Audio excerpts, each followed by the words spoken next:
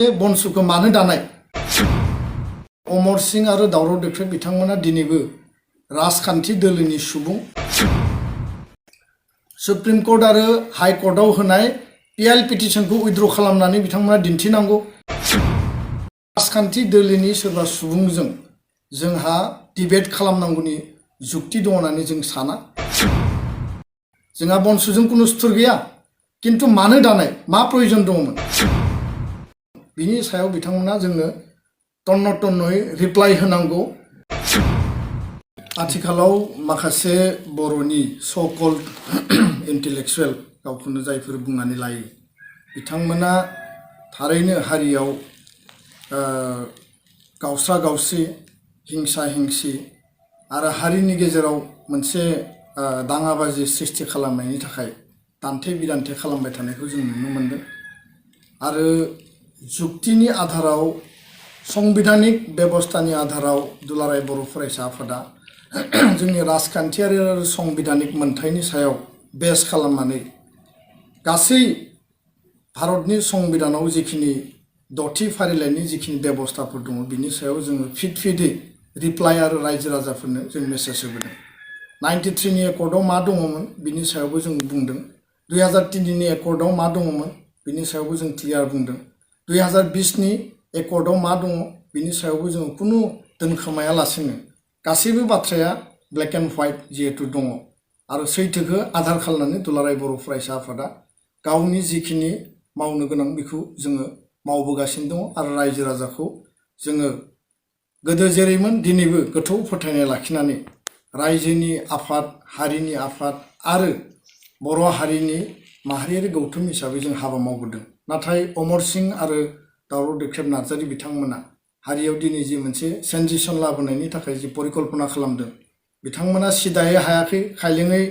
आक्रमण खालामदों मालाबा खायलेङै हायाखै उनथिंजायनिफ्राय आक्रमण खालामदों बेबायदि थासारिफोरखौ ससियेल मिडियायाव गावसोरखौनो बांसिन माने जाहिर खालामनानै बुंनाय जों नुनो मोनदों आरो बेखायनो आं बुंनो सानो जे बिथांमोना जि मोनसे डिबेटनि मोनसे टाइमलाइन होदों आरो दुलाराय बर' फरायसा आफादा बिथांमोनखौ खावलायदोंमोन जे नोंथांमोना नोंथांमोननि जुक्तिखौ हो हाई कोर्टनि सुप्रीम कोर्टनि बिउरोक्रेट्स लानानै नोंथांमोना नोंथांमोननि जुक्तिखौ हो दा बिथांमोना जि बाथ्राफोरखौ लानानै बुंदों दुलाराय बर' फरायसा आफादा माहारिनि आफाद माहारिनि गौथुम बियो इन्डिभिजुवेल सोरनिबा व्यक्ति संगठन नङा आरो माहारिनि मर्यादा आरो माहारिनि सेन्टिमेन्ट इमोशनखौ लानानै जों हाबा मावबोदों दा बेखायनो बिथांमोना सानदों जानांगौ जे अमरस आरो दावराव देख्रेबमोना जे बे डिबेटआव देरहानानै गल्ड मेडेल लानानै फैगोन आरो कुरुक्षेत्रनि दावहा देरहानानै फैगोन गुबुन मोनसे बाथ्राया जाहैबाय जे अमरस कालिदासनि सल' बायदि जे माने बिजौआव गाखोनानै गुदियाव दंफां दानग्रा मानसि हारिखौ बिथाङा बुरियाव दाननानै माने गावनि आखाइ मुथियाव लानानै माने संसार जानाय बा गावखौ लिडारशिप दिन्थिनायनि मोनसे सिमां नुदों जानांगौ बियो माने टटेलि बे सिमाङा मालाबाबो माने सैथो जानाय नङा बे बाथ्राखौ जों फोरमायो बिटिसि आरो बिटिआर एकर्डखौ बिथाङा सान हर फरायदों आंनि बुजिनायाव बिथाङा जिखिनि बाथ्राफोरखौ जुक्ति होबाय थादों दा सान हर फरायोब्ला डेफिनेटलि मोनसे सिनेमा फैदोंमोन हिन्दी सिनेमा जे माने बे सिनेमाया जाहैबाय जे लगे रहो मुन्ना भाई जेराव सन्जय दत्तआ महात्मा गान्धीनि सायाव सान हर फरायनानै बिथाङा हलुसिनेशनाव गोलैदोंमोन जेराव थाङो बेयावनो बे महात्मा गान्धीखौ नुदोंमोन दिनै बिटिआर एकर्डनि भुटआ बिथांखौ होसोदों आरो बे बिटिआर एकर्डआव जे सिमा बारायनायनि बेयाव मोनसे क्लज दङ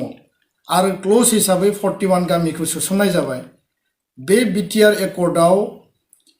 सिमा बारायनायजों लोगोसे थाखानाय जोंनि समस्ति आरो गोदान सोजानो गोनां समस्तिनिफ्राय जे 46 नमिनेटेडखौ लाफानानै जे काउन्सिलनि माने समस्ति बेखौ अप टु 60 सिम एनहान्स खालामनाय जागोन अर्थात 40 इलेक्टेड मेम्बार्स आरो 54 इलेक्टेड मेम्बार्स बे बाथ्राफ्रा तन्न'तन्न'यै क्लियारलि बेयाव बेबस्था आरो बेयाव एरेन्जमेन्टआ दङ दा बेफोरखौ लानानै बिथांमोननियाव सैज' हायाखै होननानै आं सानो आरो फारसेथिं जे 39 दा एक्जिस्टिं जे डिपार्टमेन्ट दङ बियो बारायनानै 42 माने जागोन आरो माखासे एडिशनेल साबजेक्टफ्रा बेयाव हाबगोन बिटिएडि जि माने एरिया अफ डिस्ट्रिक्ट्स दङमोन बे एरिया अफ डिस्ट्रिक्टनि नमेनक्लेचारा बिटिआर जागोन बे मोनथाम मोनसे संशोधन बा एमेन्डमेन्ट बेयाव फैगोन आरो एज इट इज बिटिसि आव जि दङ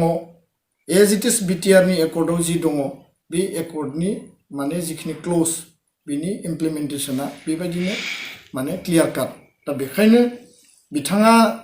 जिफोर बाथ्राफोरखौ बुंदों जुक्ति गैयै बाथ्रा आरो नोंथांमोना नाय नैबे जे पिआइएल बिथांमोना होदों नैबे कपिया बे गुवाहाटी हाइकर्टआव पिआइएल नं 2021 आरो बे 2021 नि पिआइएल केस बिटिआर एकर्डनि सायाव जि होदों बे एकर्डआव बिथांमोना एकर्डखौ नाल एन्ड भइड खालामनो एकर्डखौ धंस खालामनो थाखाय जि मोनसे कनस्पिरेसि खालामदों आरो बे कनस्पिरेटर मानसिफ्रा दिनै जोंजों डिबेट खालामनो ओंखारदों जायफोरा एकर्डखौनो एक्सेप्ट खालामनो हायाखै आं अमर सिंहखौ सोंनो नागिरो अमर सिंहआ सोर आरो जुदि अमर सिंहआ बिटिआर एकर्डखौ बियो एग्री खालायोबा we are ready to debate Guwahati हाइकर्टआव थानाय बा सुप्रिम कोर्ट अफ इन्डियाआव थानाय जि पिआइएल पिटिशन माने राइटार्स एकाडेमिया होदों अमर सिंह ब्रह्ममोना होदों बे पिआइएल पिटिशनखौ जुदि उइथड्र खालामनानै बिथांमोना जुदि प्रमाण खालामनो हायोब्ला होमबानिया दुलाराय बर' फरायसा आफादा अमर सिंह दावराव देख्रेबमोनजों डिबेट खालामनो थाखाय जों रेडी आरो दुलाराय बर' फरायसा आफादखौ धंस खालामनो थाखाय सिनस्रि सिमफायनो थाखाय बर' हारियाव युथनि जि मोनसे शक्ति हारिनि जि मोनसे सिनस्रि जों बुंदों जे हारिया फार्स्ट बिनि उनाव आफाद बिनि उनावसो इन्डिभिजुवेलनि बाथ्रा आरो बे एबसुनाय आफादखौ जे आफादाव बड'फाया खामानि मावदों जे आफादाव कनकेशन नार्जारी बानेश्वर बसुमतारिया खामानि मावदों बे आफादखौ सिनस्रि सिमफायनो नागिरनानै दिनै माने बिथांमोननि नेतृत्वआवनो BoNSU नाय फरायसा आफादखौ बिथांमोना दादों आरो बे BoNSU फरायसा आफाद दाग्रा मानसिफोरा दिनै जोंजों डिबेट खालामनो ओंखारदों आरो बेखायनो जों खावलायो जे मोनथाम जोङो बिथांमोननो कन्डिशन होदों बिटिआर एकर्डखौ मानिना मानिया बिनि थाखाय क्लियार फिननाय होनांगौ 2 नम्बराव जाबाय सुप्रिम कोर्ट आरो हाइ कोर्टआव होनाय पिआइएल पिटिशनखौ उइथड्र खालामनानै बिथांमोना दिन्थिनांगौ 3 नम्बराव जाबाय जे BoNSUखौ मानो दानाय जोंहा BoNSUजों कुनु सुथुर गैया किन्तु मानो दानाय मा प्रयोजन दंमोन बिनि सायाव बिथांमोना जोंनो तन्न तन्नयै रिप्लाय होनांगौ आरो जोंनि मिथिनायाव अमर सिंह आरो दावराव देख्रेब बिथांमोना दिनैबो राजखान्थि दोलोनि सुबुं आरो राजखान्थि दोलोनि सोरबा सुबुंजों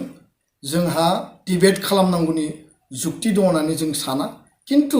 बिथांमोना जि कन्डिशन होदों जोंनि कन्डिशनखौ जुदि मानिना लायोब्ला जोङो बेयाव जोङो रेडी खारन बिसोरनि महरा आलादा गस्लाया आलादा आरो फारसेथिं बिथांमोना बर' हारिखौ गुबुंले खालामनायनि माने प्रक्रियाखौ जेब्लाबो नाजाबाय थादों आरो बिथांमोना हारिखौ थगायनानै गावसोरखौनो लिडार होननानै जाहिर खालामनो नागिरदों दा बेखायनो बिथांमोना अशान्ति लुबैग्रा आं बुंनो सानो आरो बे बाथ्राखौ स्पष्ट बुंनो नागिरो जे बुरलुंबुथुराव गोबां दै फैबाय गोबां दै बोहैलांबाय गौरां दैसाजों गोबां दै फैबाय गोबां दै बोहैलांबाय आरो दैज्लां मेसें मालाबा बेयाव बर' हारिनि जोंनि मुंख्लंनि थैजों बेनि दैया गोजा जादों माब्लाबा बेयाव जिखौ दैखं खुंगुर बसुमतारिया मेथाइ हिसाबै खनदोंमोन माब्लाबा दैज्लांनि हाब्रुजों गौरांनि दैया सोमखे जादों किन्तु दुलाराय बर' फरायसा आफादा दिनैबो दिदोम दुलाराय बर' फरायसा आफादा दिनैबो गोमजोर आरो हारिनि थाखाय जोङो बावसोमग्रा हारिनि जों दाहाल बेयाव जोङो रावनिबो थाखाय जोङो बेबायदि जोंनियाव कुनु रिजार्वेशन गैया जोङो हारिनि स्वार्थआव जिखिनि खामानि मावनांगौ जोङो बावसोमनानै दाहाल बायदि जोङो हाबा मावगासिनो दङ गोजोन्थों।